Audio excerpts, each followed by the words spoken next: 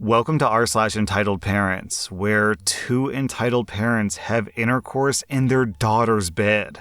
Our next Reddit post is from Cantaloupe Routine. This has been happening ever since my cousin became 4 years old. And now, since I finally got the courage to say no this year, Auntie Dearest is pissed as hell. The only reason why I allowed this in the first place was because I didn't mind, I was young and dumb, and when it started, my cousin was about 2 to 3 years old. But now, my birthday is always heavily focused on my cousin. If someone says happy birthday to me, my cousin will cry and throw a tantrum saying that it's her birthday, and my aunt would say that it's her birthday. And for every single present I get, I have to give them to her or she throws a tantrum. And as for the party's theme, that also has to be to my cousin's liking. My cousin and aunt are like this for everyone's birthday, and my dad's family just thinks it's cute. My mom is always pissed whenever my or my siblings' birthdays are taken over by my cousin. Anyway, today I said that I want my birthday to be about me only. I don't want my cousin to take it over, and all hell broke loose. My aunt called me every single insulting word that she could think of. My uncle is also pissed, calling me names. Only my youngest aunt, another uncle, and my grandma are angry at them. The good news is that I get to celebrate my birthday with my mom's side of the family instead, and they booked me at a pretty popular restaurant, which my aunt is very pissed about, lol. Our next Reddit post is from ZZ John. My parents are in their 60s, and my spouse and I are in their 30s. We live in the next state over, about a 6 hours drive away. My spouse and I have a 2-year-old who isn't yet eligible for a COVID vaccine. And we've been taking every precaution we can to keep her safe while also holding down our jobs. My parents are both vaccinated and boosted, but they regularly take risks that we don't. Going out to eat at restaurants, recreation travel, not wearing masks in places that don't require it, etc. On their most recent visit, my mom hosted a professional workshop that involved some close-up, hands-on instruction. And she informed us at dinner that she took her mask off as she was instructing students since it was hard to teach with it on. She said this to us while she was holding our kid in her lap and feeding them off of her fork. My parents are coming to visit today, and we asked them to get a COVID test beforehand to make sure everyone was safe, especially our kid. They went to get tested on New Year's Eve, complaining to us all the while about what a pain it was to go to an urgent care center and sit for hours of potential exposure. They could have made an appointment for earlier since we've been planning this visit for weeks. They arrived at their hotel yesterday evening. And in the process of planning their visit, I texted them yesterday evening to ask if they could please send us copies of their test results. At 10 a.m. today, about 14 hours later, I received a long email from my mom effectively saying, "No, we will not show you our test results. How dare you think that we would make the trip here if we were sick? If you can't trust us to that extent, then you shouldn't let us into your home anyway." Over the course of the next few hours, my wife and I both sent them digital copies of our recent COVID tests, and we emphasized that this was a pretty normal thing for people to be doing these days, and that we would really like to see them, but we would still like to see the test results, please. No dice. My parents have never been insulted that you can't trust us. According to both my parents, yes, they have negative results, but no, we can't see them. I had a phone conversation with them in which I explained that I loved them, explained that we're trying to look out for the health of our kid, and we hoped they would reconsider. They claimed that they would have never made the drive if they knew that we were going to ask. My mom cried. My dad was angry. In their own defense, they also brought up how risky it was for them to make the trip as older people, and the risk that I've taken traveling to other parts of the world. Pre-COVID, I should point out. And also the time that I smoked weed when I was 17, among other things. If they had negative results, it would take them all of 15 seconds to send us the proof. I think I believe them, but their reaction makes me wonder more than I would have before. As far as I know, they're now driving 6 sad hours back home. That means no visit and no time with the grandkid. I feel terrible for making people I love feel terrible, but this is pretty weird and entitled, yeah? So yeah, OP, I think it's pretty likely that they tested positive, but also, I think it's also very possible that maybe they did take the test, they got negative results, and then they just forgot to bring the test results with them, and they're too embarrassed to admit it, so they're getting all indignant and saying, "How dare you doubt our integrity?" Either way, OP, this is completely entitled. Our next Reddit post is from Growly McGee.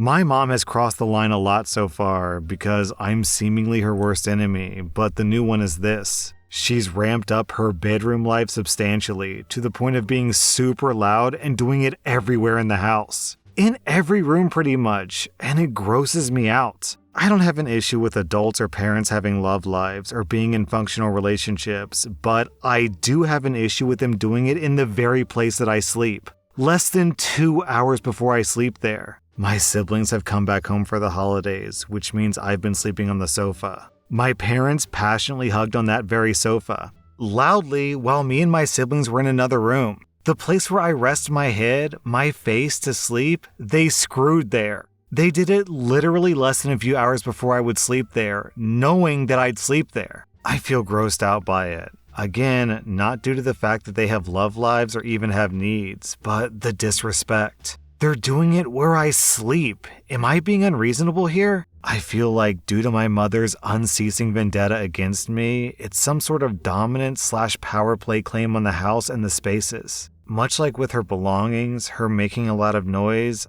I feel like she's using her whack sex life to dominate spaces too. It's like she implicitly wants me to know that she has so little respect or value of me that she would legit passionately hug in the one place that I'm meant to relax and sleep. The one place that's wholly my own, where my pillow is. I mean, what the F is that? My sister and I made jokes about it, saying that we would need to sage the room without knowing that my dad was nearby. And he actively got offended with us the day after. He said that what we said was really rude and disrespectful. It was so blatant and it pissed me off. I'm sorry, but passionately hugging where I sleep as opposed to your room, quietly, respecting our boundaries as a family, was that not disrespectful and rude? My sister and I didn't make a crude, offensive joke. We made that one joke due to being grossed out and offended by their choice of room, and volume for that matter. How else was I supposed to react? Applaud? Ghost it? WTF? I'm just grossed out and peeved. Every time I think about passionate hugging in any context, I get reminded of my parents. I can't even fall asleep on my own bed due to remembering that they literally screwed there. Everything in the house is like theirs now in all senses, and it grosses me the F out. I can't wait to leave. OP, to give a serious response, that is disgusting and awful. If you weren't 19, I would say this is child abuse, but as it stands, it's just regular old abuse. I recommend checking out rSlash Raised by Narcissists because it'll have a lot of similar stories. And on a lighter note, OP, I think the only course of action is that you have to go pee on your mom's pillow. If she's gonna mark your territory, then you'll have to mark hers.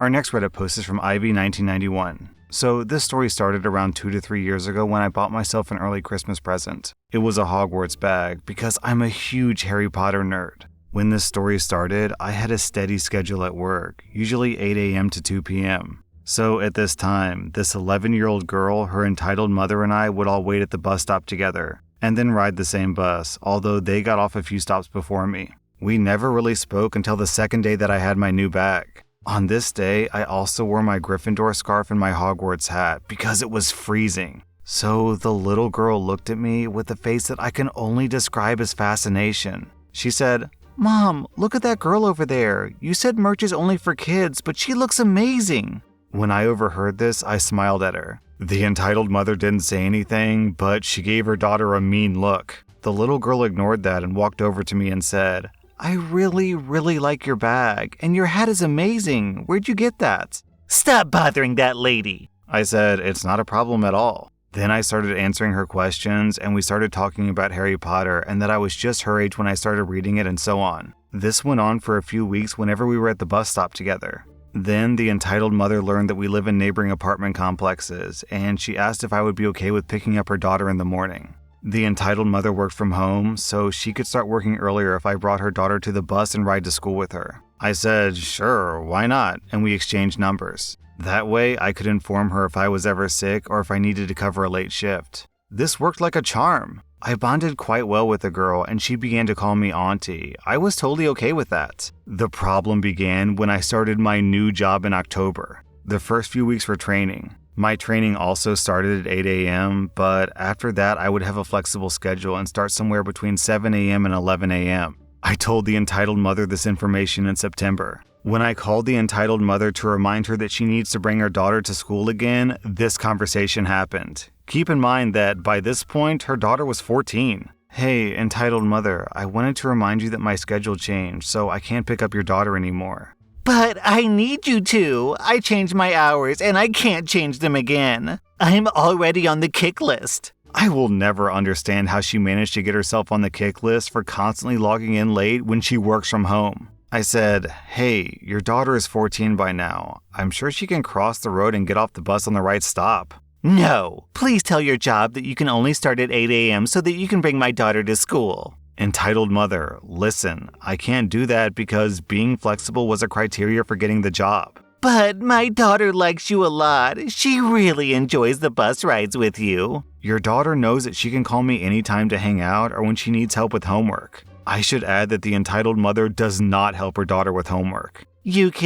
I will not change my schedule for a 14-year-old girl who's told me multiple times that you're overprotective. After that, I hung up. The little girl sent me a text afterwards explaining that she's now allowed to ride to school alone. But her mom told her that after our last conversation, she's not allowed to hang out with me anymore. But guess who I'm meeting up with tomorrow for a walk? Does anyone else think it's weird that this mother is apparently overprotective, but her criteria for handing off her daughter to a complete stranger is they like Harry Potter and they ride the same bus? Our next Reddit post is from Kamats. And Kamats explains that this story was posted to our local Nextdoor page. An entitled mother posted on Nextdoor. Shame on the local indoor playground. I am a naval commander's wife, new to the area, and I found locals to be courteous and friendly, except the owner of this business, Rhonda. First, we spent almost $100 to get in. Then, she refused to believe that my 2-year-old wasn't 4-year-old and asked to see his birth certificate because we're a tall family. Her motivation for asking his age is that they require kids 4 and up to wear a mask at all times. When I explained that my 5-year-old, who has asthma, has a medical exemption from wearing masks, she became confrontational and told me medical exemptions be damned.